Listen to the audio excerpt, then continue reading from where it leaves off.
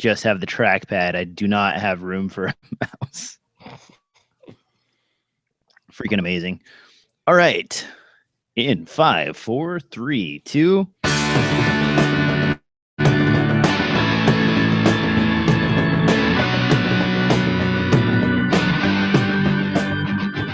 Hello and welcome back to another exciting episode of DSLR Film Noob Podcast. This time, with all hope, we will not have any technical difficulties. Knock on wood. Devin joins me today from Chicago. What are you up to, man?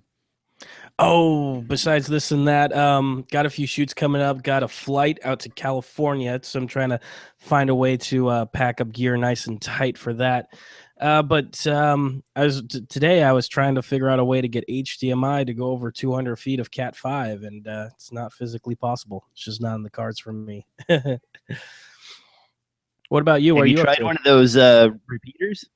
No. One of those splitters, I did try one of those, and the one that was rated for 200, and I didn't think I was going to try to do too much with the resolution. It was only 1080i, but man, it's super picky about Cat 5e cable versus Cat 6 cable, and after it goes through a few connectors, because we're going through the in-wall installation in the building, it just ends up not quite making it all the way there, which is unfortunate. So we'll have to go with the more pricier option of taking HDMI, converting it over to HDSDI, because of course that'll have no problem getting all the way to the control room. Well, on my end, I am getting audited by the IRS. Quick story for you guys, and warning for everybody. PayPal, one of the things I did last year was I helped out a couple of film festivals by collecting money for them via PayPal. Well, it turns out if you cross the $20,000 mark of income via PayPal, they report it to the IRS, and now you are on the hook for roughly half of that for income tax. So if anybody ever asks you to politely collect money for them for any kind of event, be very cautious as to how much money you actually collect, because now I am on the hook for $9,000. No new car for DJ because it's going to the IRS. Yeah, hopefully you can get that computer under warranty there. God forbid you have to buy some new computer parts, right, to make your show keep going. Man, that stinks. And that's were you Schedule C on that, I take it? Yeah, so I didn't know this until because I've never actually collected that much money into PayPal before, and it crossed over that there is some sort of negotiation they have with the IRS that they put out a Schedule C form when you cross the $20,000 mark.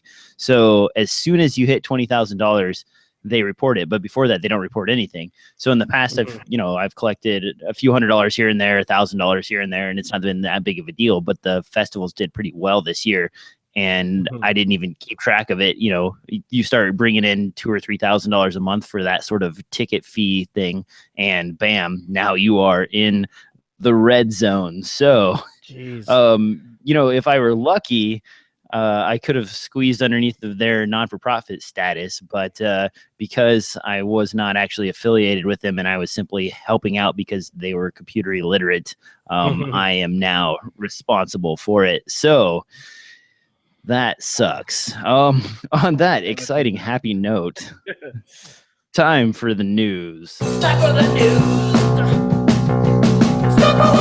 Time for the news. First up, we've got some kind of interesting stuff here. This is a online video editing program. It is called, let me see here, Mosh, I believe. And you can find it at getmosh.io. If you ever wanted that sort of digital effect on your photos or video, this has a bunch of really easy to use online tools that allow you to just process and randomly affect photos and videos. You can do rolling issues like you used to have when signals weren't coming in correctly. You can do all kinds of digital weirdness, a bunch of like blocking and pixelating and stuff like that. And this is free, so it's pretty cool. It's pretty interesting. Devin, have you used anything like this in your travels? Well, I tell you, it takes what would normally be about 50 clicks inside of After Effects and does it in just one. Especially if you're going for that look, that glitch look. which I still think is modern and cool because I don't ever think it was overused, probably in 2010 or something like that, when it became popular to have chromatic aberrations in your footage. It's also, all the effects are moving. So even when you say, hey, I want to have lines here or blur here or something like that, it actually moves it. So if you are doing video and not just photos with it, it's a quick, dirty way, I guess, of adding some really cool glitch effects. And it's one of those that, you could send it if you're making, say The Ring or something like that. You're trying to get a glitchy look on a television set. This is something that could take just a few seconds to paint your entire video in that look, as opposed to After Effects, where you're either buying looks off of people or you're spending a lot of time playing with keyframes trying to get something to move and create some kind of cool looks. So within seconds, I'm literally able to create some really cool glitch, and that's always a win in my book. That's something I'll save away just for those rainy days when you need something quick and dirty. Well, especially if you're working with like a music video or something like that, this could be really awesome for maybe a punk or a cyberpunk style, like techno band, if you want to get that really weird glitching effect. What I'd like to see on this, and maybe they'll add this in the future, is some way to drive the effects based on an audio level or an audio signal, like maybe set a bass frequency or something like that. Because wouldn't it be really awesome if every time the bass drum hit in a shot, the thing just did that like kind of rainbow pattern digital effect on everything and then went back to normal again, or did some kind of rolling shutter or something like that? Absolutely. That sounds sexy. And now I want to figure that out. That is something that that you can do with a little bit of scripting and possibly one or two plugins inside of After Effects. You can take something like audio data of amplitude straight in After Effects and use that as what do they call the scripts? They call scripting something weird, expressions. And you can link that value as an expression to then modify a value for your glitch effect. So I've done a few things like that, not necessarily with controlling like chromatic aberrations, but I have done a bass pedal that causes a blur to happen on the screen. And it's with one or two plugins or something like that, it's actually really easy to do. Or even too, if you take your music file and you just cut it down, you run like a low pass filter, so all you get is kind of the frequencies you want. The audio effect built into After Effects to read the audio data, it's just based on amplitude. But if you cut out and only give it the frequencies you want it to affect anyways, then you just lay that down in your After Effects timeline and you have the data that you need. I know that I don't think it's Red Giant, but somebody makes a plugin that'll actually, you can select which frequencies correlate with what, and modifiers and all kinds of stuff like that. But you can do it for free. Well, with After Effects, you can do it with what's built into After Effects if you know a little bit of audio editing. Yeah, I think wasn't Trapcode the one that has the amplitude modulation and the frequency filtering? Was that built into Trapcode? Maybe that's what I was thinking of. It's built into Trapcode. Yeah, because I've used it for music videos in the past, but I believe I had to pay for the plugin, and I'm pretty sure it was Trapcode was the Trapcode is Red Giant, yeah, that was the Red Giant plugin. And Trapcode, you can set actually frequency designations and stuff like that. Yeah. What's really cool, if you start getting kind of fancy with this, you can actually set it up so that if you have like a small clip that's like, say, 3 seconds or something like that, that you want to trigger every time an event happens, you can set it up so that it scripts that and brings that to the timeline every time. So if you're doing one of those things where like it's really cool right now to do music videos where you cut to just that instrument being played and another instrument being played and back and forth and like having window within windows and stuff like that, and using Trapcode in that manner really streamlines the process as opposed to trying to grab each little clip and then drag it into the timeline and everything else. So that's awesome. This is pretty cool. It's free. Go check it out. It's getmosh.io. So if you're interested in just playing around with that, there's some cool effects, and the price of free is always nice.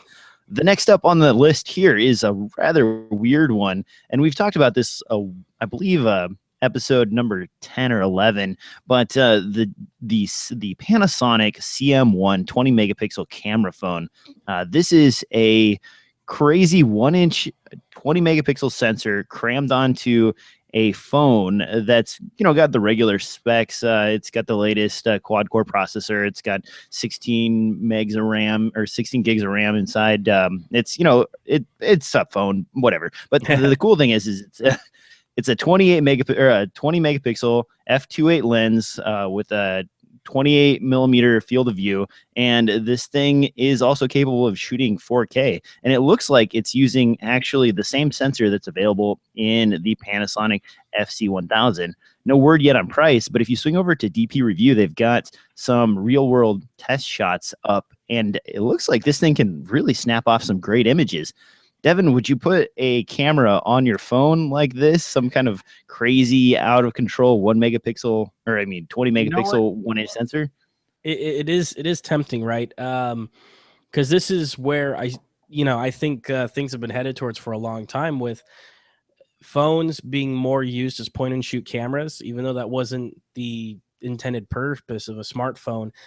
People just don't carry point and shoot anymore. Point and shoots are way better for the price and everything else because of the larger image sensor and better optics. But the best camera you have is always the camera you have on hand. So in this kind of situation, I think it's the perfect marriage, and I think it's where phones are eventually going to go. The real question is here, though, is Panasonic as a phone maker. I don't think we're going to see anything updated other than the 4.4 KitKat Android operating system on this.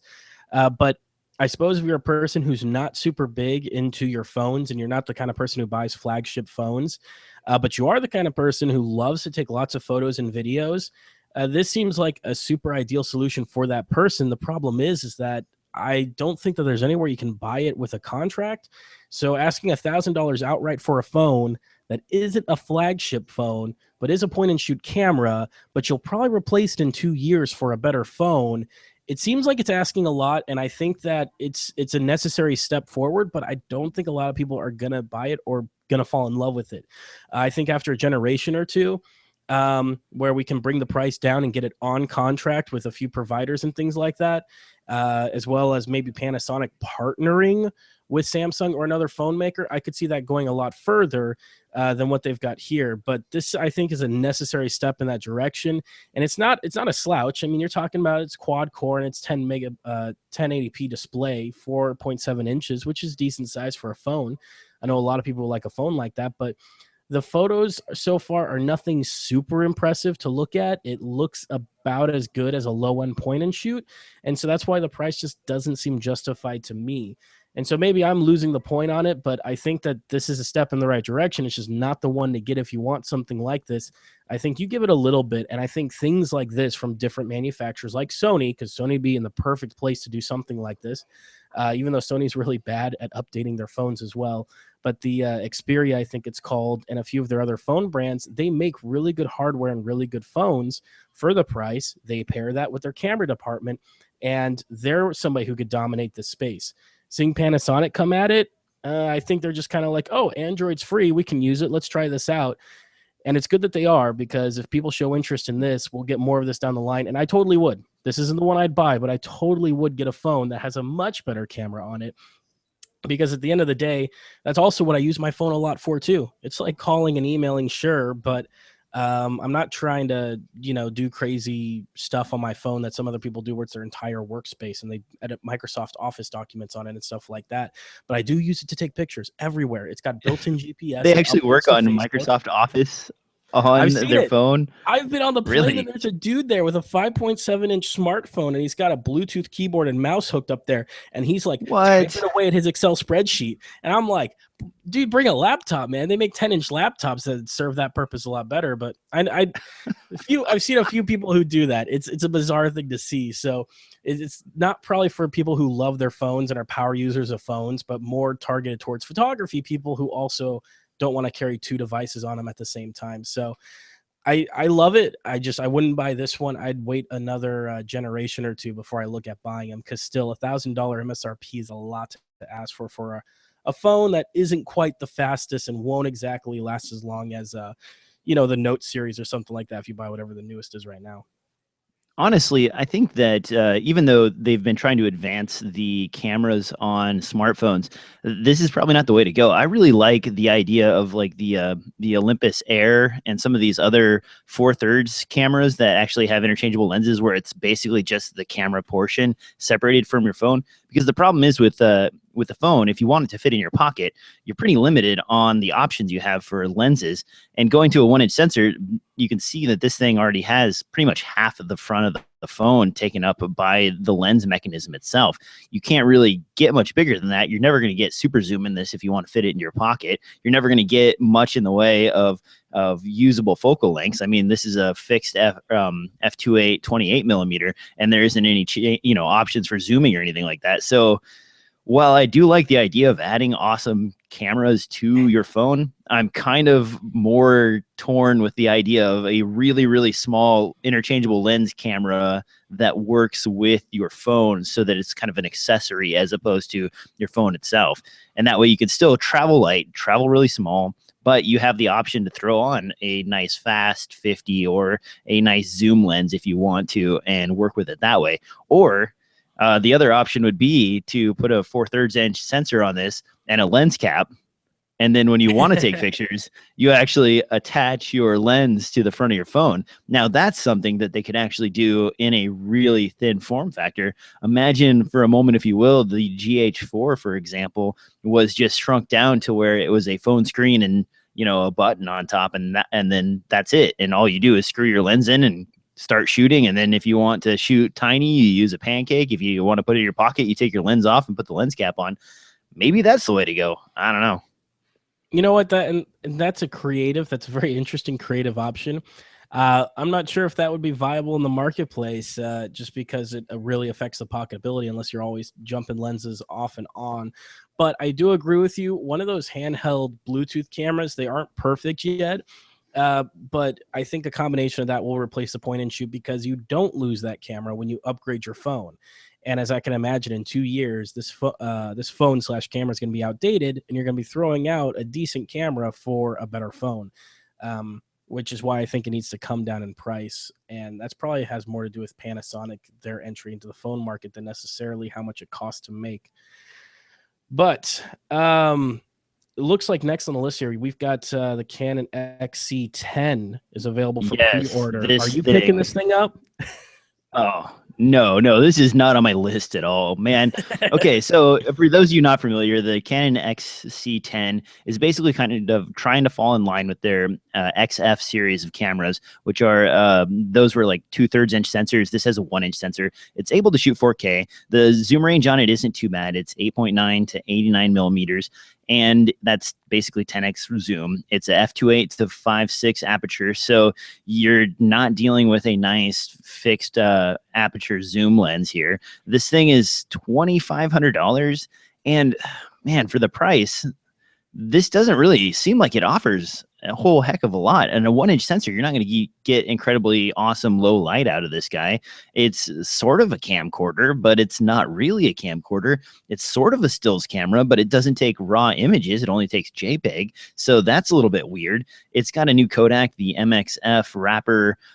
Canon basically is shoving like a 305 megabit per second 4K signal into their MXF format. And that's about it. Is there something I'm missing on this that just makes it really awesome? It doesn't even have XLR inputs. So you're still in the kind of DSLR range of audio adapters in order to get good audio into this thing. And you have cameras like the Panasonic CM1, which is a 4K super zoom that basically offers up pretty much everything this does. A 1-inch sensor, doesn't have the codec, I guess, but still better zoom range, better everything really, other than the price. I mean, I guess Canon wins on the highest price, $2,500. What do you think of this guy? Are you excited about this at all? I mean, I'm not. I would like to see what it does with that new codec, and that's part of it too. Is that anytime you bring in that new codec, I think that's a bit of a hard sell. But seeing 305 megabits per second under 4K. With H.264, whatever they got going on in there, that to me, it sounds like it's going to be a great looking 4K image. I don't know the specs on the Canon super zoom. I forget what that model number is that you just said. But the for me, 305 megabits is probably what's required to get H.264 to make a really nice copy of 4K. I think 100 megabit works really well at 1080p, but 100 megabit does not work well when you hit 4K. I think that, and that's one of my complaints about the Panasonic GH4, is that it loses so much detail during motion. And when you're doing interviews and stuff like that, it's fine. It's great. It looks fantastic. But when you start to do a lot more motion, you lose that beautiful detail that the camera's capable of unless you go to external recording. Something like this makes me think that this could shoot a lot better 4K. So I'm interested to see, well, how good does it look? I know it won't do the super low light, but this almost seems like Canon's answer to all the Blackmagic stuff, the Blackmagic Pocket camera and the new little Blackmagic cameras they're coming out with, the little mini studio cameras and stuff like that, which is like, hey, stick this up in a corner. Nobody touches it. It's just a camera that's always there. This may be really good for a sector where maybe an education or something like that, where you set up a camera in the back of the room and it's just, you have it plugged into power the entire time and the HDMI output goes somewhere else for iMag or something. So I see a few uses here and there. I see that it's not a DSLR, and I appreciate that because, you know, using a DSLR is one of those cameras you set up and nobody touches for the event. You know, they usually have. What about though, like the Sony offering? Because Sony's got the 10 series. I believe that's the RX10 or RC. Dang it, there's too many letter combination numbers. But their 10 and their 100 series are both capable of shooting 1080p. They're really super sharp. The 10, I believe, has a 200 to 28 millimeter f2.8 zoom lens on it, and it's really nice. Plus, it has that XLR audio adapter. You can get the XLR adapter for about $700, and the camera itself for about $850 or $900. So those two together, now you have a full-fledged video camera that also shoots really decent 20 megapixel stills, and it has a much better zoom range than the XC10. This is going to get confusing, but that's the price is, it's like half the price and you get all these extra features. And I'm looking now, I understand the Kodak bit, but you know, at 1080p it's not so bad, and still that's what a lot of people are going to end up using this for. And I'm looking at the Panasonic FC1000 now, and that one is a 25 to 400 millimeter f2.8 to f4 35 millimeter equivalent zoom range, and that guy's sitting at 897, and it's got the flip out screen, it's got the digital viewfinder, it's got 4K recording internally, and yes, it's not 305 megabits per second. I believe it's the 100 megabit per second Kodak, but it also is capable of doing 1080p at looks like 200 megs. So, you know, it's got enough oomph under the hood that you just, you know, if you're shooting action, you shoot at 1080p. But Canon doesn't have a small camera that shoots 4K yet, besides like the 1DC, and there's all kinds of problems with trying to use that as a proper video camera. So besides the C300, which is a much larger camera, I think this is Canon just trying to put out a 4K cheaper camera with the form factor that a lot of people seem to be interested in, which is that DSLR super small size form factor. So no, I don't think it's a winner in any one checklist. I think that Canon is just doing it to round out because they don't have anything in that market space that's trying to compete against anybody. Everyone else, Sony and Panasonic, you're right. They're, like you said, they're completely in this market space, and they probably have the things that people actually want. But here, I think that Canon is just like, hey, we need a 4K camera that's really small. My guess is because, you know, the Mark III didn't come with 4K, except with hacking.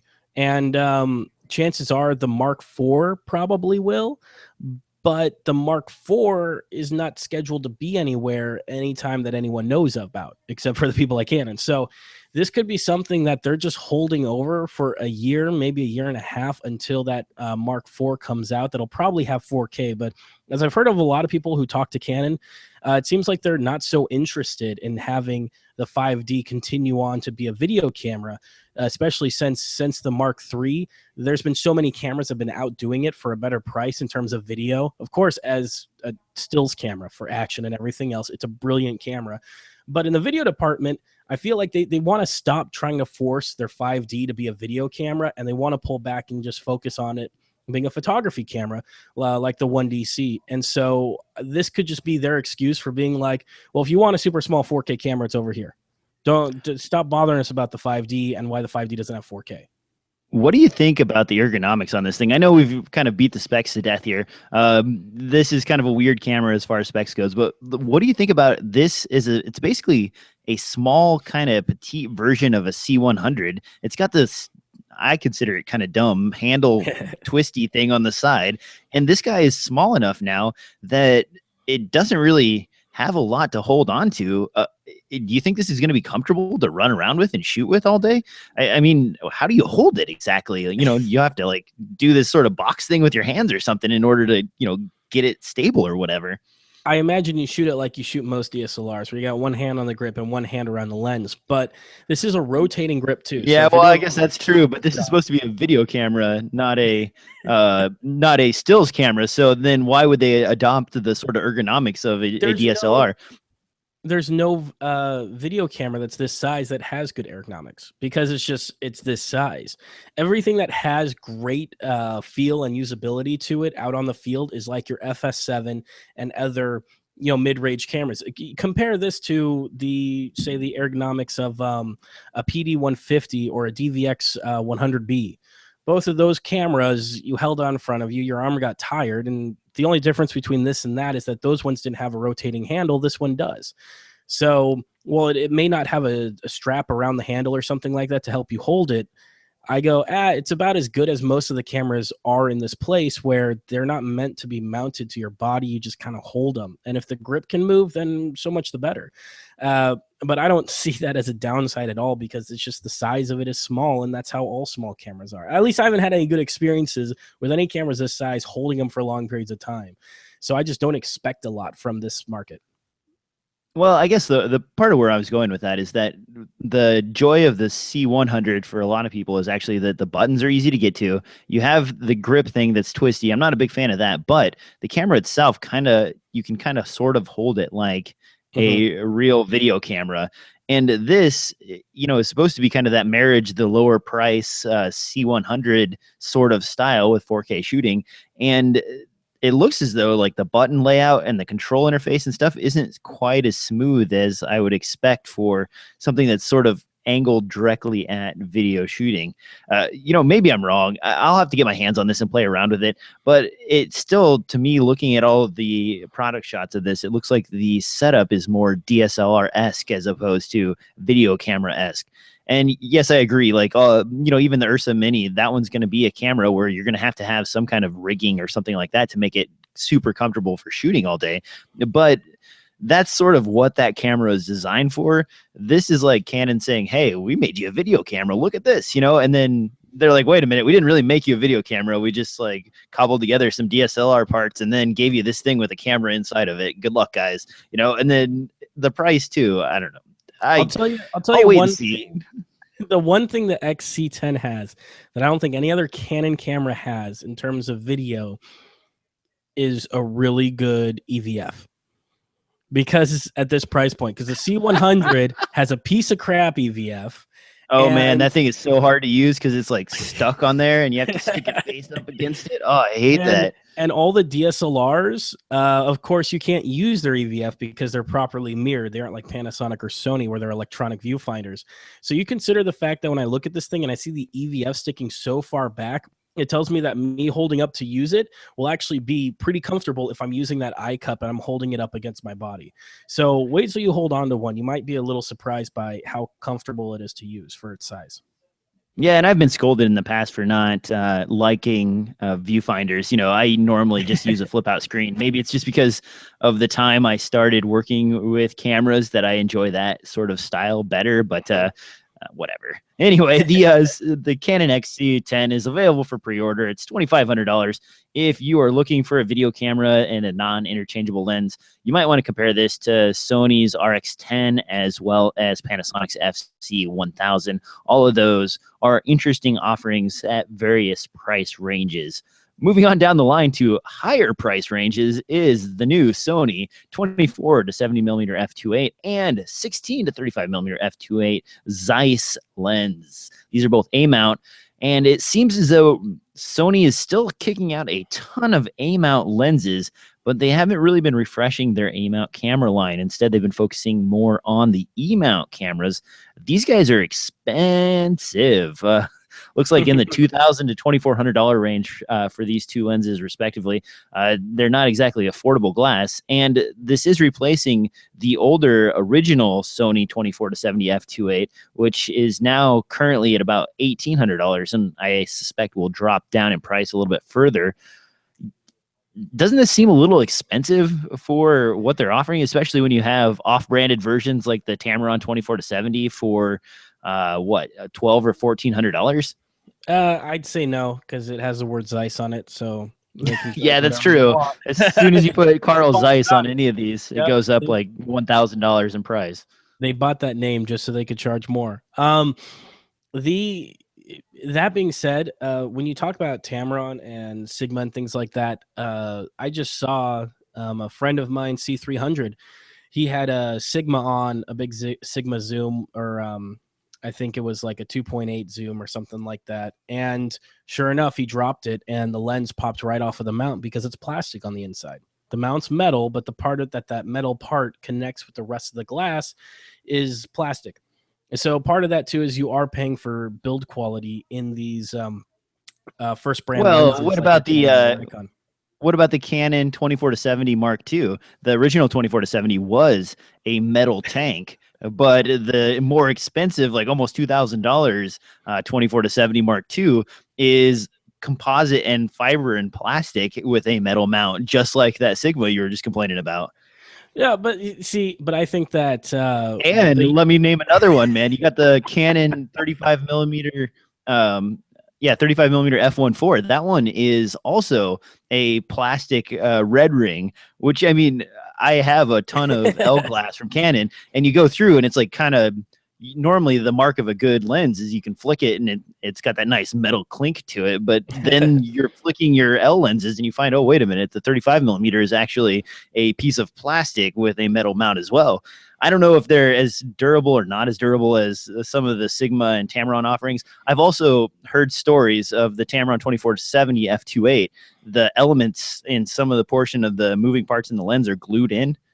And people exposing them to high temperatures and then low temperatures and high temperatures again have experienced times where that element just falls out. And then you can send it into the service center, I guess, and they can like glue it back in. But so I know I'm not defending her, right? But everybody's making plastic these days. It seems like. Yeah. Well, weight's more and more of a concern. And I think part of that too is with I think fewer and fewer photographers, because that's what most of these lenses are for, even though we like them for video. I notice less and less photographers in the field. And so I notice more and more photographers actually flying to their gigs than necessarily just working locally, because there seems to be a lot fewer jobs for photographers these days, because everyone thinks, hey, if I got a point and shoot, I don't need a photographer. So in this situation, I think that you're right. It's extremely pricey, and it's made for just those people who are still using a Sony A series. They'll probably come out with more A series, even though they haven't yet. And the A mounts are adaptable to the E mounts because they've got that longer flange distance. So, but you're right. It seems weird to announce this without it coming after a camera. You know, Canon is like, hey, we got a new 1DC or whatever that they got coming out, or hey, we've got a new C300 Mark II. Hey, here's a bunch of new lenses to go with it too. But in this case, you're right. Sony hasn't really done a whole lot with the A mount as of late. They didn't say anything at NAB, though. I figured it'd be more of a photographer. As far as I know, isn't the A99 the last in the series so far for that's the last A mount bodies? Yeah, and so right now the A7 series, the E-mount versions have been super popular, and they've been making a ton of bodies, but not a ton of lenses for them. There's been a few like F4s popping up here and there, and like the 55 millimeter f1.8. That's, I know it's still a nice prime, and don't get me wrong, I've used it, I like it, but it's f1.8. I mean, man. Come on, give me some like f1.4 or some f1.2. I don't know. I just feel like if I'm buying high level glass, I want a bigger aperture to deal with. And as far as the adapter goes, I've got it right. I've got one of them right here. This one's the one with that translucent mirror inside of it, and it works pretty well. It's a little bit noisy. It uses a screw drive system like the old Minolta lenses, so it's not the perfect solution. Plus, you know, the cool thing about the A7S and the A7 series in general is that it's super skinny. I mean, look at how sleek this is. But then you add this to it, and now it's just as clunky and as thick as any regular DSLR. So then you kind of lose that advantage of, hey, now I can have stuff that's like low profile and doesn't take up as much space. And when you were talking about plastic, what is this? A nice plastic mount here with just a piece of metal in there. So you want a point of failure, man. The body's all metal, everything else is all metal, and then you've got this plastic thingamajig in the middle that is possibly going to break off. I don't know. It's frustrating. As far as these other off brands go, one other lens that I haven't talked about much and I kind of wanted to mention here, have you seen or messed around with or had a chance to play with the Tamron 15 to 35 millimeter f2.8? That one's kind of on my radar because it has vibration control, which is, you know, Tamron's flavor of IS. Have you seen any of that? Have you messed around with it or had a chance to touch it? I haven't had a chance to touch it. Does it come in all the usual mounts? Yes, it does. I almost pulled the trigger on one, but I already own the Canon 17 to 35 millimeter f2.8 original wide angle and the 16 to 35 millimeter f2.8. So I don't really need it, but it's kind of cool that they're offering vibration control in something that reasonably priced. I believe the lens is about $1,400 and $1,300 if you find it on sale. So if anybody's used that, report it back. I'd love to hear a little bit more about that. Moving on to other new releases here. If you've forgotten about Magic Lantern, you can remember again. It looks like they are releasing a version of Magic Lantern for the Canon 70D. If you're familiar with the 70D, originally there was certain serial number models that did not support Magic Lantern and certain that did. It was based on some chip that they were using on the audio processing or what have you. Looks like they've gotten that all sorted out, and now Magic Lantern is working on the 70D. So if you have one of those, that's an option to go with. I wanted to kind of report back, though, on the 6D. I was trying to get Magic Lantern to work on that, and it turns out that there's a split or a fork in the Magic Lantern teams, and one of them is called Tragic Lantern, and the other one is Magic Lantern. Apparently, the people that were working on the 6D build did not get along with the rest of the group, and they kind of split off and did their own thing. So if you are looking for updates on the 6D, they're kind of all over the place, and you kind of have to cobble them together. There are nightly builds available for most of these firmwares. So if you're looking to try some of the most cutting edge features or whatever, you can go check those out. But otherwise, you know, Magic Lantern, it's still going. It's nice that they're still developing stuff and not just for the main cameras. I know you have, what, one Canon camera left in your collection? Yeah, I've got a T2i that's still running Magic Lantern. That's nice as just a backup camera just to have around because, you know, it doesn't go for much money these days. But yeah, it's exciting to see the 70D get in there with some raw video and some of the other features that they've got going on. And it's still amazing that people are just hacking this and doing this for free because they're trying to get more out of their cameras. I think that's the most impressive part. I'm still confused, though, by seeing how all the features and stability that's coming out of it, that I'm confused on why Canon isn't pursuing some of these areas themselves. Just because it does seem stable. Like, while people warn you all about bricking cameras and everything else, I have yet to see it happen. And I've yet to really hear of it happen, except for maybe one or two isolated cases. And so I think to myself, I'm like, it doesn't sound like they're overdriving the processor. I've seen people use this in high heat environments, and it's not like the, you know, camera's crashing on them. So from my experience, I go, why is it that Canon isn't also like trying to get back in the spotlight and be like, hey, look, it may not be all the features or whatever but they go, hey, look, we added this feature that gives you, you know, allows you to turn off auto gain control or whatever else, other problems you have with, you know, lacking features. Raw video and stuff like that I could kind of understand because that's a nightmare to sit there and try to turn that into video. So I wouldn't expect them to have anything like that. But, you know, allowing different frame rate adjustments and different or shutter angle adjustments and stuff like that. I don't know. Well, Canon, I think some of it's actually from their leadership format. So if you're not familiar with the way Canon's set up, there's Canon USA and there's Canon Japan. And even though Canon USA like sells stuff and does a bunch of marketing and everything else, It's really Canon Japan that does all of the choice and direction for products and so on. And they have kind of a weird and different mentality over the United States on what to add and like how to cowboy up for some of this stuff. And they really kind of want to lock down their broadcast section and their regular photography section. And they don't want those two to come together. And if you talk to any of the reps in the United States, they'll tell you like, man, we wish they would do this. They wish they would add this feature. We wish they'd give us, you know, all these other things that are being done by these hackers, you know, in different communities. And it works. Obviously, they work on these cameras. Well, why won't those guys do that? Well, it's because the Americans are screaming for it. And the Japanese are like, we don't think people need that. They don't need that out of our cameras. You know, it's a completely different culture and mentality. Yeah, exactly. So they still have this sort of like hold on to their different sections and subsections sort of mentality going on. And even Panasonic, the latest version of the new firmware for the GH4, the 2.2 revision, doesn't come with vlog. And the rumor is that the reason it doesn't have vlog is because the broadcast department told them they couldn't do it because they didn't want the GH4 to eat into their ENG camera sales. And why? Well, it's capable of doing that, but they can sell those cameras for like $6,000 a piece, or they can sell that one for 14 or 1500. Which one has the higher margin, you know?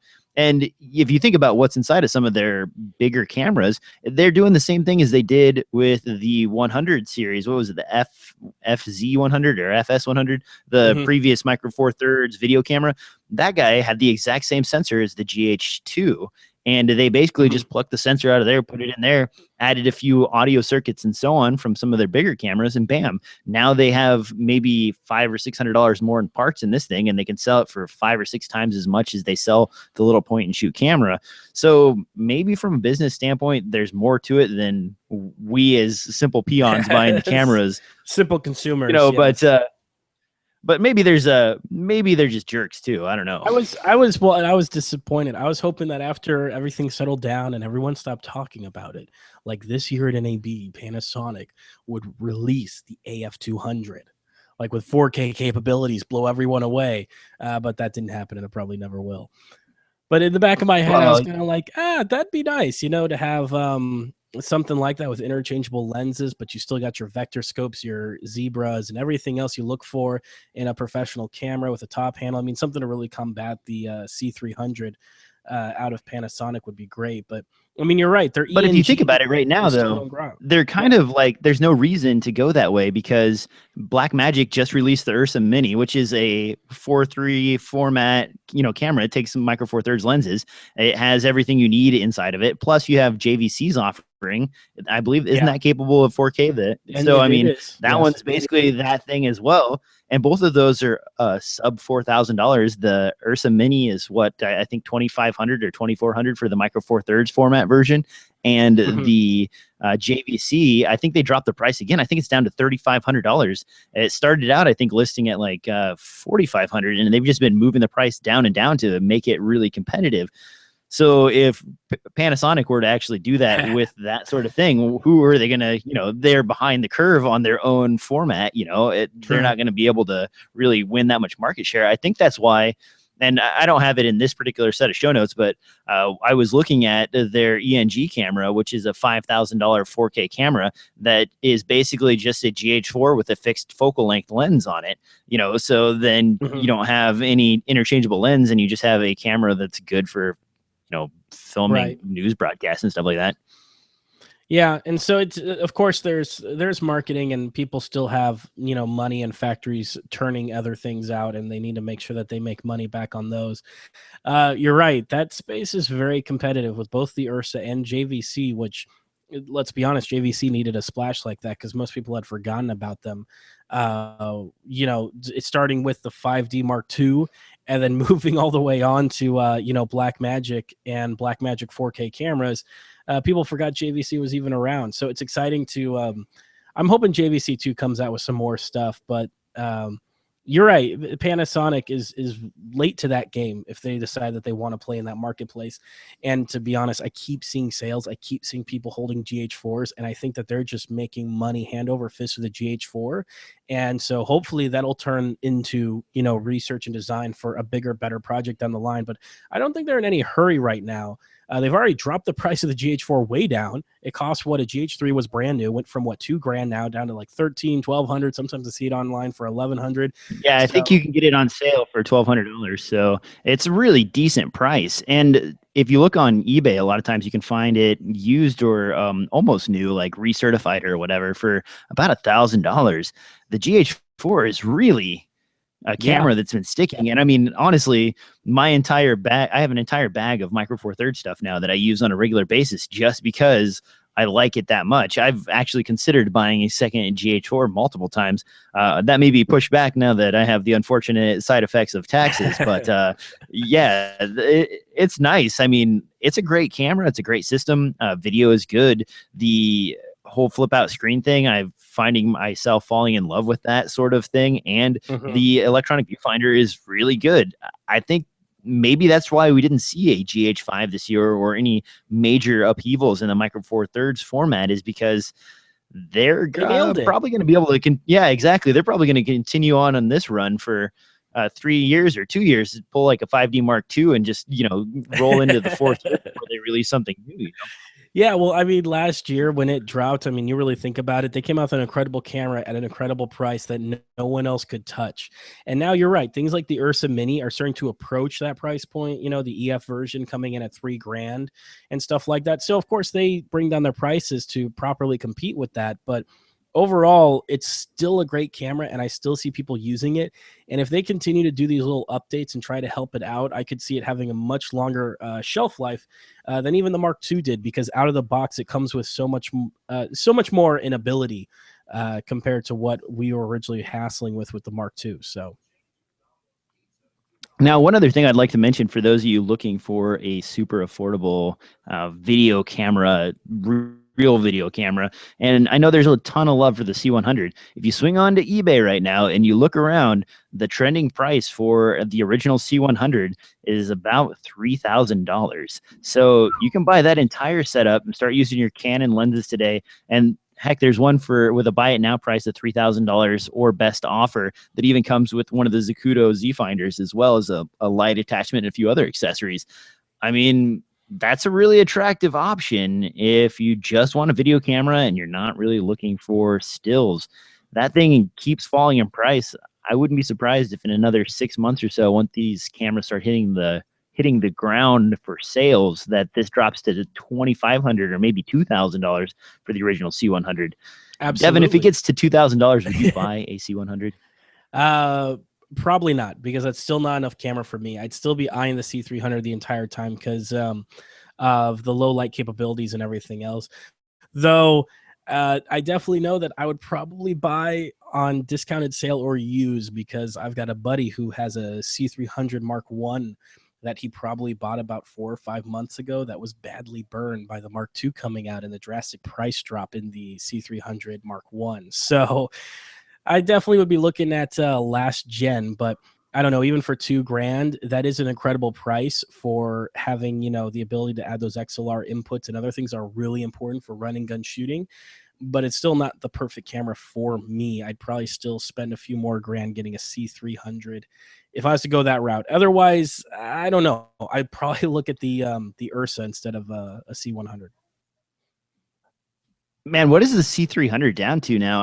I've got to find that really quick. I know it was at one point, what, $13,000? Now I want to say like 6,000 or $6,500 is make an offer right now on eBay. I'm seeing some $6,000, some, oh man, yeah, 6,000 flat with 0 bids.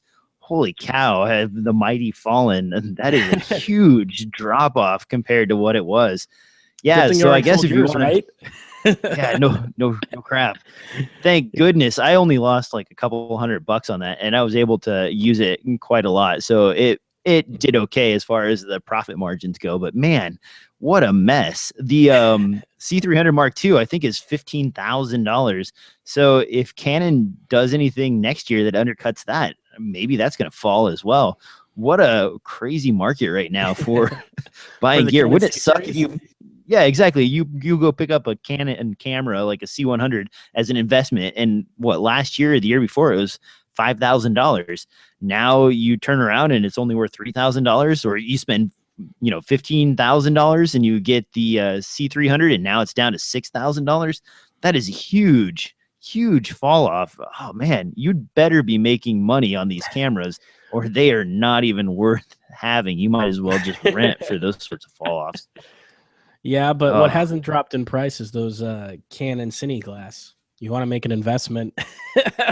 Yeah. Spend a few mortgages buying a set of that, and it'll still be the same price by the time you die. Yeah. Glass is always a good investment. Yeah. One more lens, and that was a good segue that I completely dropped here. We've got one more thing on the list here, and this is the Samyang 100 millimeter f2.8 micro lens. This macro lens is about $549 new. It's a 1:1 macro. It has a focal distance of up to 12 inches, so you can get really close to your objects. And it comes in the usual flavors: Sony, Canon, Nikon, and so on. Do you do any macro photography at all, or macro filmmaking? You know what? It's been on my list. It's one of those things I'd like to do for fun. With insects specifically, I've got a huge fascination with insects. I love to do a little bit of macro photography with that. I just haven't had much of a decent lens, so I've been kind of suffering away with 100 millimeters or 85 millimeters, trying to get them into a macro mode because macro lenses tend to be pretty pricey. But this one coming in at $550 at 2.8 seems really attractive and is something that I'd start to consider for a macro lens, because most of the time it's one of those specialty lenses that I could rarely ever justify spending a ton of money on, because you're going to use it so few times compared to your 50 millimeter or your 85 or something like that. But in this case, at this price, of course I'd like to see one in a Cine with geared rings, because that's how I roll. But in this case, you know what? It's for someone like me who doesn't have necessarily 100 millimeter already, this comes as a very attractive offer. And it's one of those things that if you do have one of these lenses and you can find an excuse to use it on one of your shoots, say for like a commercial or something like that, it adds a certain amount of production value, because not a lot of people do have these lenses and can get those kind of shots, whether it's a macro shot of some detail on the product, like a texture or something like that. There's some really cool stuff you can do with like car steering wheels and things like that just kind of give it that little bit of edge that helps you to stand out from other people in the marketplace. So at $550, it falls into that price of I'm willing to buy a lens, because I'm not like you where I've got a couple thousand to go get a bunch of lenses that somebody's put a red mark around. So whoa. Hey, now just a quick update though. The Canon version of this, the Canon sells the 100 millimeter f2.8, and they also have the 100 millimeter f2.8 L series lens. The non L series is the same price as the Samyang, and it is autofocus. So if you're just wanting to do photography with this, that might be the better way to go. As you mentioned, maybe having some gears on this for filmmakers. What I've been doing actually when I do need some pseudo macro stuff is the the 35 millimeter to 100 millimeter f2.8 Panasonic lens has a really decent focal distance. I believe it's like a foot and some change. So if you go to the 100 side of things and you get up close to like a flower or something like that, you can actually just about fill the entire frame with a 16 megapixel shot, and then kind of zoom in a little bit, and you almost have a like kind of poor boys macro. And that actually works the same with 4K shooting. So if I wanted the shot for like a creepy scene where I wanted just the guy's eye to fill up the entire frame, so I shot at 4K with the at 100 millimeters with the GH4, and I was able to crop in to 1080p and completely fill the entire frame with his eye without having to do any enlargement or anything. And that's kind of like, I know it's not a true macro because you're not doing a 1-to-1, but it's the same sort of look that you would want to get out of a macro lens. And but that's it's still sexy.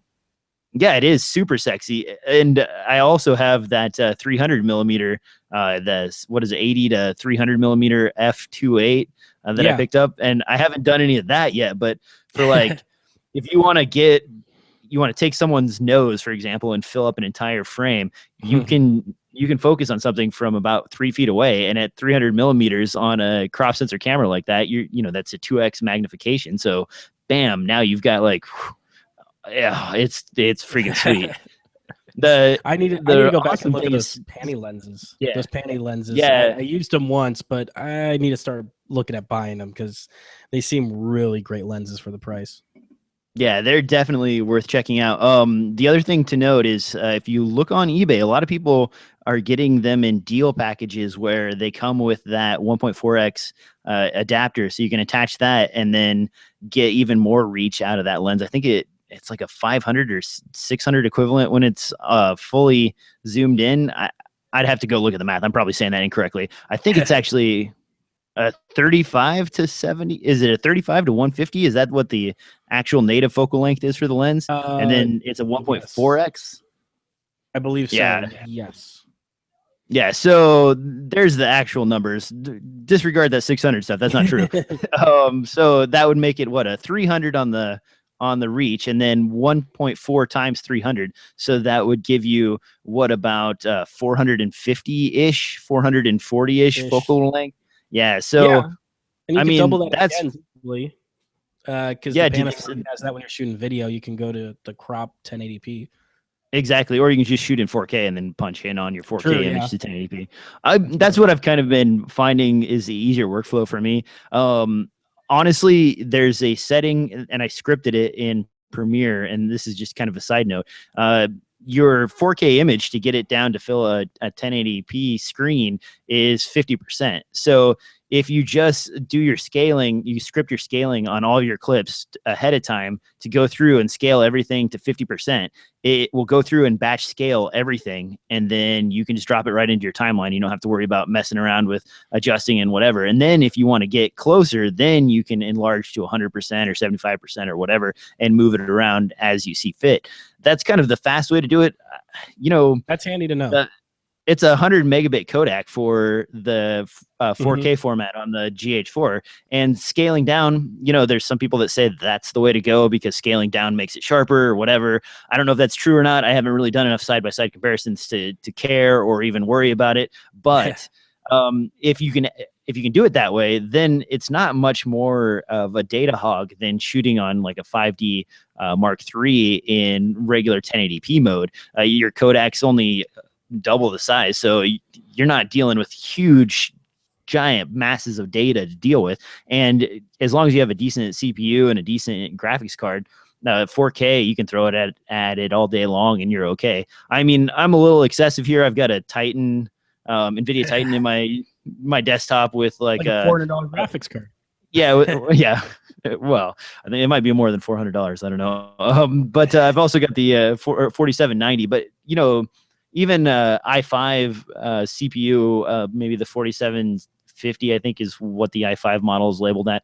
Those guys can still cut through 4K footage with a good GPU pretty easily. And I mean, go look at the R9 290X. You can pick those up now for $300 or $250. That's super affordable. And then, you have all the stuff in 4K. If you ever want to go back in the future and release a 4K version of your stuff, you've captured everything in 4K, you've done your cropping and whatever. You might have to make some creative sacrifices because now you don't have the ability to punch in like you did at 1080p, but you at least have all of your capture stuff in 4K if you want to do something with it down the road. That's kind of what I've been doing as a rule of thumb with the GH4 is just everything is 4K now. I started out like, I'm going to use this super high data rate Kodak for 1080p. It really, honestly, I didn't find enough of value in that for me to move whole hog into that format. But 4K, hey, it's pretty nice. And if I want to do some pan and scan stuff or add some motion, or I even I wanted a shot where it was kind of shaky cam. And so I automated it in After Effects with just some wiggle notations and a little bit of math. And now like I have shaky cam when I didn't even want I didn't shoot shaky cam. I just shot it stable, and it saves a little bit more of the clarity and gives you a little bit less of the gross like jello cam effect that you would normally get because the camera was locked down. And you have those options with 4K, whereas you don't really have that with 10. I mean, I shouldn't say that. You can punch into 1080p as well, and I've done that before too. It's not the best way to go, but you can generally get away with what I would say for me acceptable limits is probably 70% punch in on 1080p. Devin, do you have a rule of thumb that you like to abide by when you're scaling 1080p up? 1080p, yeah. To be honest, I usually don't go past 15%. 15% increase. I don't go past 115% of scaling on a 1080p footage. Because no matter how good it is, I mean, even when I do that, I'll add a bit of sharpening too, just to try to cheat it a little bit. But the 4K, for me, I think that the biggest selling point for a lot of people who are working as videographers is that when you have an interview, you just shoot a medium shot and you got a close-up in the same shot, which helps you to intercut that footage. Now, that may not. That's a little weird, though. Let me tell you. Okay, so I thought I could do that and get away with it. So I just brought one camera and I shot an interview, and I did the punch in, punch out, punch in, punch out again, and it worked. But because you're not cutting from like one, the sort of exactly. It's the exact same straight on angle. It looks a little weird, and it's sort of off-putting. And then because the camera is, it's the exact same shot. So when you cut in, there is no like little bit of a jump like you'd normally get when you have two cameras, where it's sort of a change and not quite in sync. And maybe you moved where he starts his word over just a little bit when you changed and cut. This is perfect on every time. So it almost becomes like sort of robotic and creepy when you do a lot of that. And now I didn't think about it till I shot that. I filmed it. And then I started watching some of these documentaries where they're just doing interviews the whole time. And as soon as you see it, it just disturbs you. You're like, well, yeah.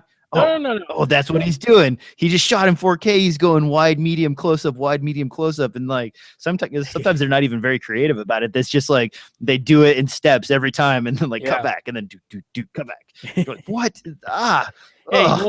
Well, that comes down to editing, but 4K does give you that option to get a really clean close-up shot.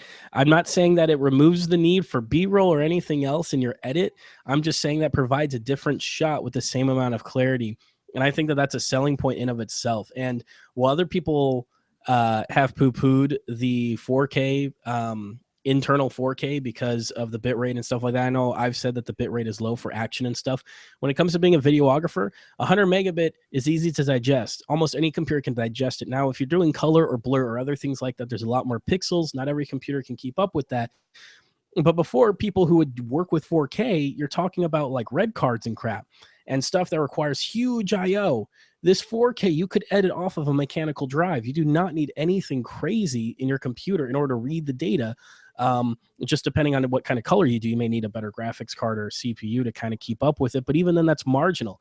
And I kind of find that to be perfect. If you're shooting a lot of web stuff and you're shooting a lot of videography, weddings, stuff like that, the 4K is going to give you a lot more options. And it's easy to work on because it's already in a very tiny format. And decoding H.264 4K doesn't take that much work because most processors and most video cards have H.264 decoding built in.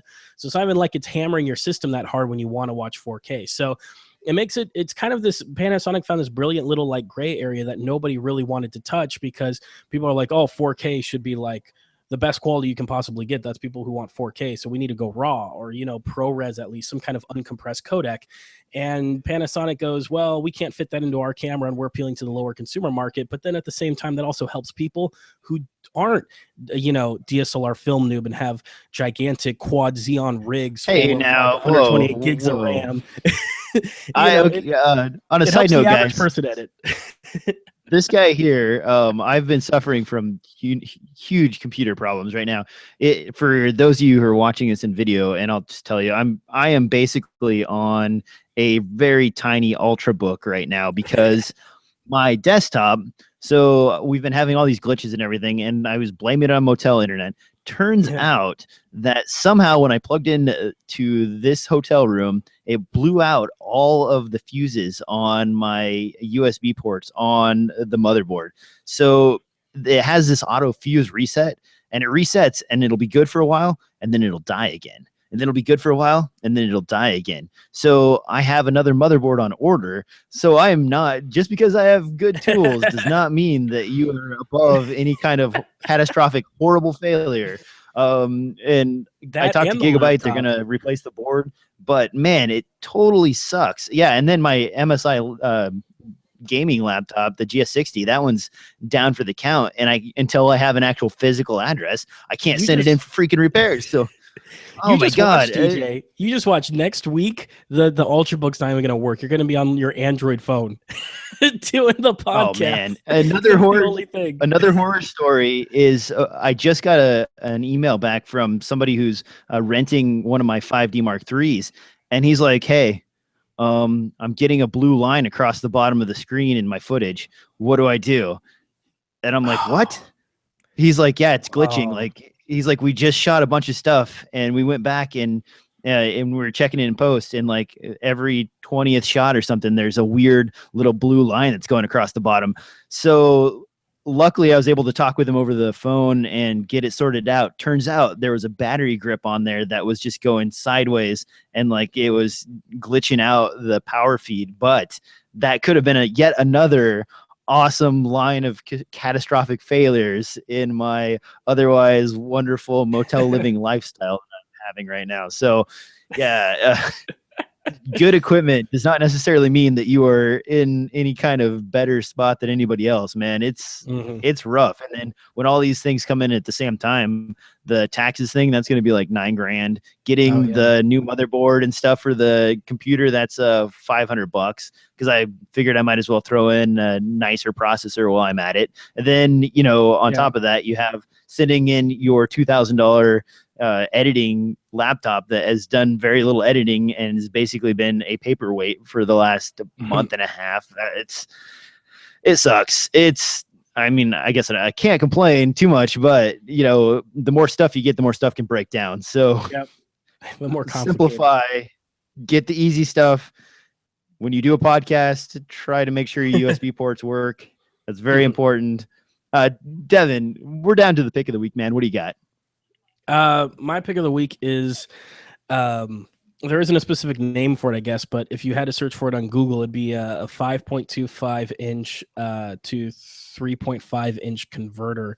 And what that means, is someone throwing in some SSDs into their system? What that's for is, I see more and more as these SSDs are dropping in price, and boy, are they dropping. I mean, we're talking about 1 terabytes for, you know, $350, sometimes even $320 or $330. That makes them look very attractive, not just for, you know, as scratch drives and edit drives, but also as storage too. And I see them dropping in price, and because they are small and they are extremely durable, I wouldn't be surprised as an editor, people start sending me SSDs instead of sending me little external drives. And this is great for a multitude of effects. But back to what I'm talking about itself, they make, for those of you that haven't seen it before, your CD-ROM drive in your desktop computer, I'm talking mostly to the PC guys here, not so much the Mac guys, but your CD-ROM drive can be pulled out and converted to hold either full-size hard drives or even smaller SSD drives. And that's great because some people prefer the external toaster. I just don't think it's necessary because I'm not swapping drives all day. If you are, then maybe good for you, go for that. But having that internal, I mean, USB 3 is really fast, but if you really want the best, I think they call it IO hop or something like that, the best speeds you want, having it plugged straight into your computer is the way to go. And they make these converters where you can turn them off, plug in a hard drive, turn it on, and bam, the drive pops up on your computer. And people start sending me SSD drives. Those are drives I can even edit off of. I don't need to sit here and wait to copy them to my RAID or something like that to edit off of. In most cases, if I don't need a ton of space or a ton of speed, an SSD is fast enough to do most of your 1080p editing anyways. So I can get a drive in the mail, rip it open, shove it into my computer, flip it on, and start editing straight off of that footage. And when I'm done, pull it out, ship it back to them. because the SSDs are way more reliable, and you know, their lifespan is much better, and they handle temperatures better than mechanical. So there's all those kind of features to it, and these adapters for your computer cost $20, maybe $30.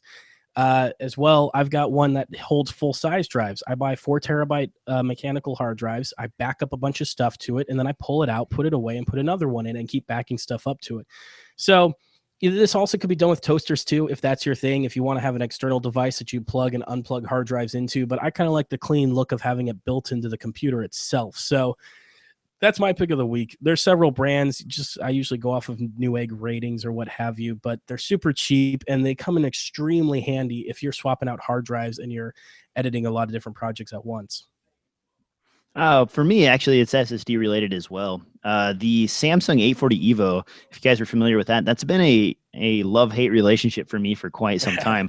I loved that drive, so I bought a bunch of them. I have in my possession, I believe, 3 1 terabyte 840 EVOs and several 500 gig 1 terabyte 840 EVOs. And if you're familiar with the issues they had, data reads for data that's been on there for 3 to 6 months, it starts to get stale, which means basically reads were going down to 60 or 70 megs, which is awful for an SSD. Samsung, who has continued to work on this, has finally come up with a patch, and I'll put that in the show notes for you guys to find. Magician 4.6 adds a firmware update to the drives, which has finally fixed the stale data issue that has been a problem for the last year and a half of this drive's lifespan. It's been a long time, jeez. If you were lucky enough to pick up one of the 840 EVO 1 terabyte drives before this was released, which was last week, the drives were all the way down to $250 for the 1 terabyte model. Now that this is released, it looks like they've jumped all the way back up to $350 or so. So no savings there anymore. But the fix has been tested by PC Per as well as a few other sites, and looks like it does, in fact, fix the stale data issue.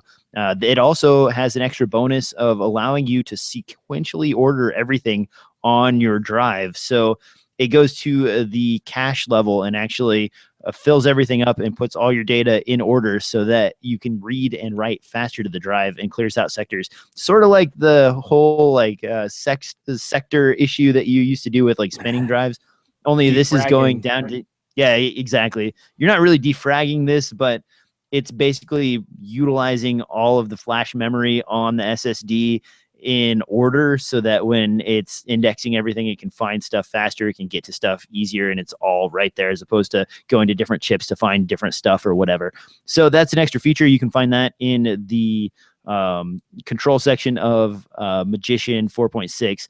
It's kind of hard to download right now because it's so popular that Samsung has actually shut down the site and limited the number of server downloads per day. But if you go to techdad.com or pcper.com, and I'll have the links to that in the show notes, they have several links to people who've downloaded it and posted a version available. TechSpot has one, Major Geeks, Mega also has a copy of it that you can download and get going with that update. I did test it on some long-term storage stuff that I kept as a kind of canary in the coal mine for when things started going south on those drives, and it does look like I'm getting 400 plus megasecond reads again. So it does seem to be doing the trick, and now I can use my 1 terabyte drives without fear of reading super slow. And they are still cheap on eBay. You can still get them for about $320. I don't know if people don't know that there's been a fix yet, but I am finding a couple of 1 terabyte 840 EVOs from Samsung for about $320, $315 on eBay. Chances are those are going to get snapped up real quick, but maybe if you hear this in time and you've been waiting around, now that there's a fix for it, now may be the time to hop on one of those good deals, which isn't the best deal that they've ever had, but right now, $320 for a 1 terabyte SSD from a brand like Samsung, that's as good as it's going to get probably until we start to near third or fourth quarter. So, yeah, and one of the things to think about with that too is the reason I didn't just chuck all those drives and sell them right away is because for the most part I use them for editing, and a lot of data doesn't end up getting stale because I'm constantly moving big projects onto the SSD to edit and then off of the SSD for storage, and because of that, the files usually are manipulated and worked with within, a week or two of loading onto the editing SSD drive. And then they go back into storage on a 4 terabyte RAID array or onto the server itself. So if you're using them for video editing, honestly, most people are probably not going to run into huge issues, even with the issues that were known problems for those drives. The point where it gets to be a problem is if you're using it for your operating system, if there's folders or files or whatever that don't get used very often or read from very often, they will start to go stale, and that was an issue. Also, if you're using it as a gaming drive, and let's say you haven't played Arkham Asylum for 4 months, and you go back to play it again, you've got it loaded on your fastest drive. Now it's actually playing slower off of that drive than it would off of a spinning drive. That's going to be an issue. So that's where that really struck home for people. But it's great that this product is a year and a half old and Samsung is still like stuck with it and gone ahead and fixed everything. For those of you not familiar with it, the new tri-level NAND that they're using in the 850 EVO and so on doesn't exhibit the same structure format because they're using that 3D or 2.5D layering. So they don't have any drift in reads from those, and they didn't have to do any sort of special fixes for that. This was just affecting the 840 EVO series, and they have completely changed the way they make their NAND now. So you don't have to worry about triple level NAND anymore. It's all good to go. And it looks like this is fixed. So that's good to go. If you can get one of these for a really good price, go out and buy one or whatever. The other one to look at, Crucial, has some really awesome prices right now on their M500 series. And I believe those come in a 960 gig flavor as well as a 1 terabyte flavor. So look into those too. Sometimes you can get those on sale for $280, $290, and they are very nice drives as well. SSDs are awesome. Yeah, so Munchkin also isn't bad either. If you're not concerned with top of the line speed, I think you pronounce it Munchkin. I'm not sure. Mushkin. They have really good deals. They're cheaper than a lot of the competition, but unlike OCZ and some of the other drives, they seem to be super reliable. They get really good reviews, even if they aren't the fastest SSDs out there. So if you just only care about having something 3 times as fast as a mechanical drive instead of 4 times as fast as your mechanical drive, those drives seem to have really good deals a lot of the time, and they seem to be reliable too. And I've got a buddy of mine who runs one for his OS and hasn't had any issues. So one other thing, while we're talking about SSDs, have you seen the new crazy fast Intel 750 drives? 750? No. Okay, no, so is this like one of those RAID cards inside of your computer? No, okay, so this is an SSD that bypasses SATA and goes straight into your PCIe slot, and it doesn't have to use HCHI or ACHI, the normal hard drive overhead. So ACHI, it has almost zero. Yeah, am I saying that right? ACHI. So it doesn't have any impact on your CPU usage at all, and it's able to sustain reads and writes in the 2.6 gig speed levels. So like almost approaching like the bandwidth for the bus that it's hanging out on. It is insane. They have a 400 gig version and a 1 terabyte version. I believe the 400 gig version is like $800, and the 1 terabyte version is somewhere in the $1,000 range. I might be getting those prices mixed up. It would be 800 for the bigger one. 400 gigabytes for $410, free shipping. Yeah, so they are sexy. If you want the fastest thing ever, man, that is where it's at. This gets into practical issues though, because if you think about even like worst offenders like us, doing tons of video editing with lots of files that are rather large, we don't even really bump up against that very often with 4K editing unless you have some sort of massive Kodak. When I'm trying to think, like, when do you need all of the bandwidth like that to get to 2.6 gig? Jeez. To be honest, anyone who has an uncompressed workflow, this is the kind of thing that you need to look at, because to give you an example here, at the station, we had an issue with the Blackmagic ATEM produces through its HDSDI output for its program output, produces 16 tracks of audio. And those 16 audio tracks was kind of screwing up our distribution point.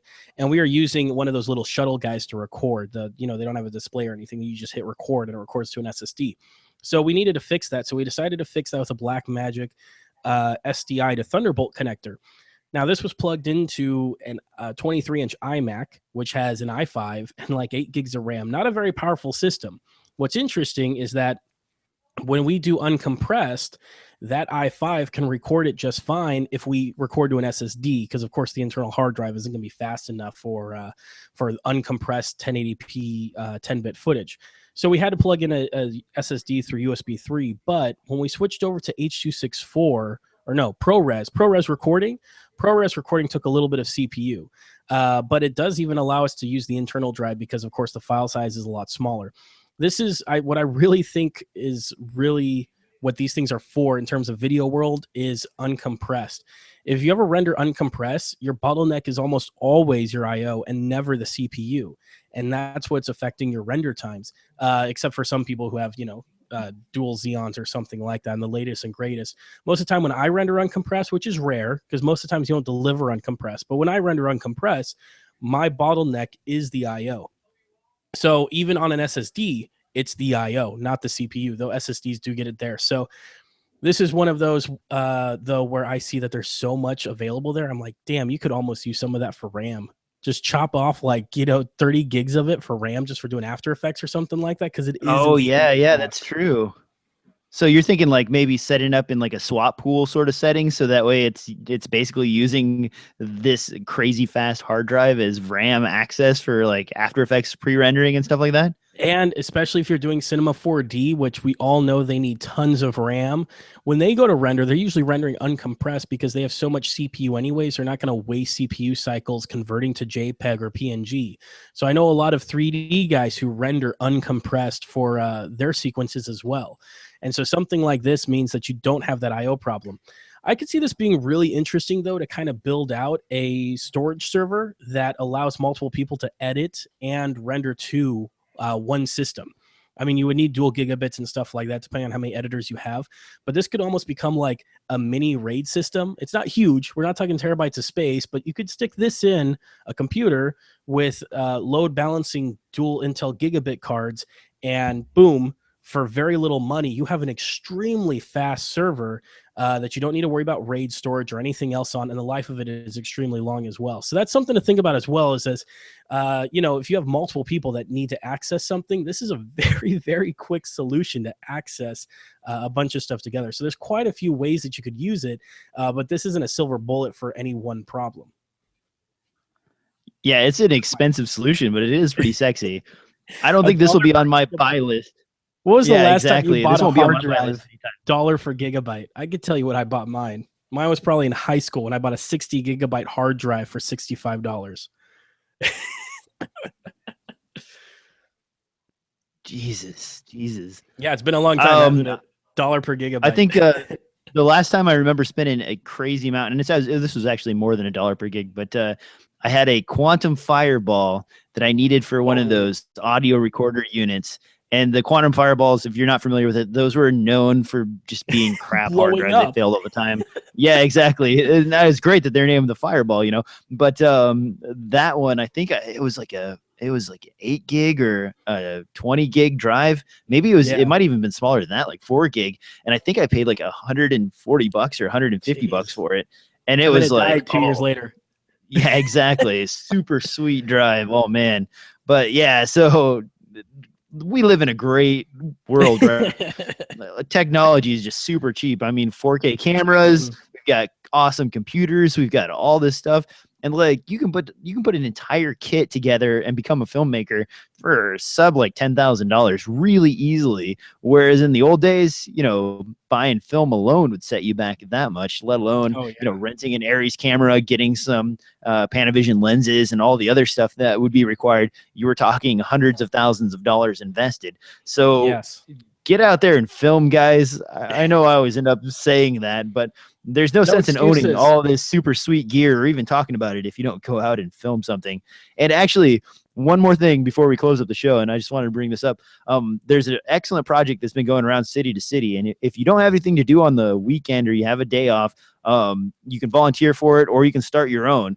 But they basically go out to these flea markets / farmers markets, and they set up a camera and they just do free portraits all day. So that's it. You just try to think of creative ways to take a portrait in the same spot of like the people in line who are coming up to get their portrait taken. And then, you know, I don't know if this is the way they planned on doing it, but I was thinking about this. What if you did the portraits, you showed them to everybody, and then you gave them a card and said, you can pick this portrait up on the site for $20 if you like it. If you don't, no problem. Don't worry about it. And now you have like your name out there as a filmmaker / photographer. You've met all these possible clients, and you have generated a bunch of people going to a website that is based on you. So now you've popularized your product and what you have to offer, and you've met them all, and you've given them sort of some free value out there by like taking their portraits. So something to think about that I was just brainstorming on the other day. Free portrait day at one of these events. Plus, like, think about your portfolio. If you're trying to build something up, that would be pretty cool to get you a lot of interesting stuff. Devin, you got anything else before we go? No, you can find out more of my stuff at impulsenetworks.tv. I went ahead and did a review on some popular websites for getting feedback on your footage between you and your clients and stuff like that, at least from my perspective, because different tools for different jobs. But impulse.tv is where you can find that, along with a few other reviews and other stuff that I'm working on. Well, on that note, guys, you can find this podcast as usual on SoundCloud. You can find it on iTunes. You can find it on YouTube, or you can swing by DSLRFilmNoob.com to check out more stuff. Unfortunately, that's not being updated very often right now because I am travel status. I will have a home again, I believe, March 14th. Once I live in a location, reviews will commence again. I've got a bunch of cool stuff in that I would like to start playing with and reviewing. So look forward to that. As always, thanks for listening, and we'll catch up with you next time on DSLR Film Noob Podcast.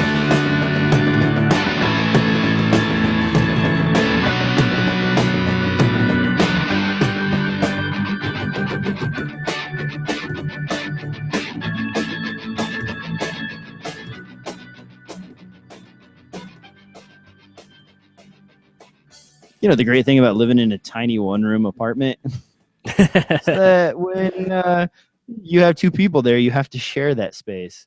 It becomes very tight. So I would like to take this opportunity to thank my wife for putting up with me doing the podcast in the midst of her living room. And that will be it for the live broadcast. Stopping now.